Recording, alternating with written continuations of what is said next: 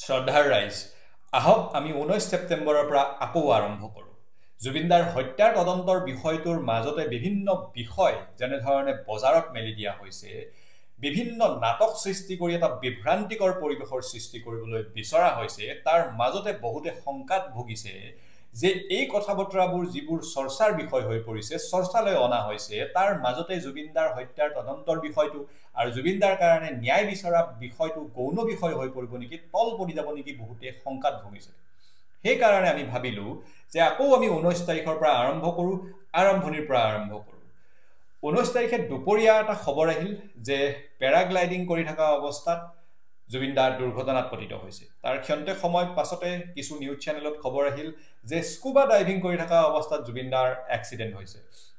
তাৰ ক্ষন্তে সময় পাছত খবৰ আহিল যে নহয়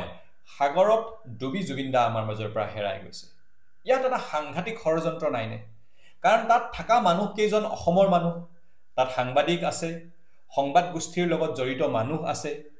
জুবিনদাৰ নিজৰ পৰিয়ালৰ মানুহ আছে মেনেজাৰ আছে গতিকে সেই সকল মানুহে সত্যটো জানে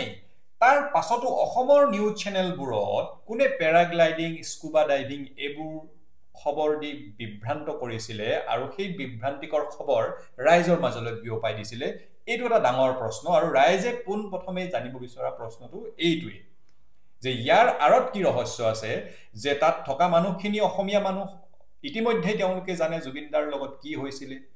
তাৰ পাছতো কেনে ধৰণে তিনিটাকৈ খবৰ আধা ঘণ্টাৰ ভিতৰত বিয়পাই দিয়া হল আৰু কেনে ধৰণে খবৰবোৰ হলনি কৰি থকা হল এই কথাবতৰাবোৰৰ উত্তৰ ৰাইজক প্ৰথমেই লাগিব আৰু যেহেতু বিভিন্ন বিষয় এতিয়া বিভিন্ন নাটক এতিয়া সৃষ্টি কৰা হৈছে সেই কাৰণে আমি অহা 3 দিনত প্ৰায় 15 পৰা 20টা প্ৰশ্ন আৰু 15 পৰা 20টা বিষয় এই বিষয়টোৰ লগত জড়িত ৰাইজৰ ওচৰলৈ লৈ যাম আজিৰ কাৰণে এটা প্ৰশ্নই আমি ৰাইজৰ ওচৰলৈ এৰিছো প্ৰতিদিনে আমি 4-5টাকৈ প্ৰশ্ন কৰি যাম যাতে এই বিষয়টো চৰ্চাৰ বিষয় হৈ পৰে যাতে আমি কৰি থকা প্ৰশ্নবোৰ ৰাইজে কৰি থকা প্ৰশ্নবোৰ ৰাইজে যিবোৰ উত্তৰ বিচাৰি আছে যিবোৰ কথা ৰাইজক লাগিব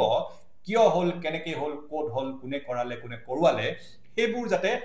চৰ্চাৰ বিষয় হৈ থাকে আৰু এই বিষয়টো ন্যায় বিচাৰা বিষয়টো তদন্ত প্ৰক্ৰিয়াটো যাতে তল পৰি না যায় তাৰ কাৰণে আমি অহা 3 দিন মানত প্ৰায় 15 পৰা 20টা প্ৰশ্ন এনে ধৰণে ৰাইজৰ ওচৰলৈ আগবঢ়াই দিম হেহে আজি প্ৰশ্নটো আকৌ এবাৰ কৈছো যে তাত থকা মানুহখিনি অসমীয়া সংবাদ গোষ্ঠীৰ লগত জড়িত থকা মানুহখিনি গোটেইখিনি আমাৰ জুবিনদাৰ ক্লোজ মানুহ তাৰ পাছতো তিনিটাকৈ খবৰ অসমৰ সংবাদ মাধ্যমলৈ প্ৰেৰণ কিয় কৰা হল কিয় মিছা খবৰ বিয়পোৱা হল তাৰ আৰৰ উদ্দেশ্য কি এই কথাবতৰাবোৰৰ উত্তৰ ৰাইজক লাগিব ৰাইজে জুবিনদাৰ ন্যায় এনে ধৰণে বিচাৰি যাব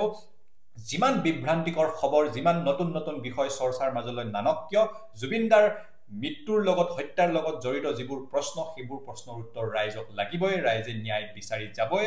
হেহে আজিলৈ এই প্ৰশ্নটোৰ সৈতে ৰাইজৰ ওচৰলৈ আহ্বান জনাইছো এৰিছো এই প্ৰশ্নটো আৰু সকলোৱে লিখি যাওক জাস্টিস ফৰ জুবিন গাৰ্গ # ব্যৱহাৰ কৰি ধন্যবাদ জয় জুবিনদা জয় অসম